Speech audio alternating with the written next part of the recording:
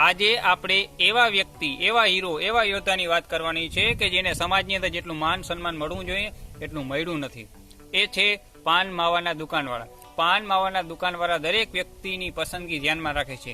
કોને આછો ચૂનો જોશે, કોને જાડો ચૂનો જોશે, કોને શેકેલી સોપારી, કોને કાચી હોપારી, કોને સુગંધી વાળો, કોને સુગંધી વગરનો. આ તમામ વસ્તુઓ છે યાદ રાખે છે. એ પણ ઉધારમાં માવા લેતા હોય એના માટે પણ યાદ રાખે છે. અને તમને એ ઉધાર ચૂકવવાનું કહે, નામું ભરવાનું કહે અને તમે 2 દિવસ પછી ભરી દઈશ ને આવા બાના કાઢો તો એ તમને આપે છે માવો, ના નથી પાડતો. અને તમે જ્યારે નામું ભરો છો ત્યારે એ તમને ફ્રીમાં માવો ખવડાવે છે.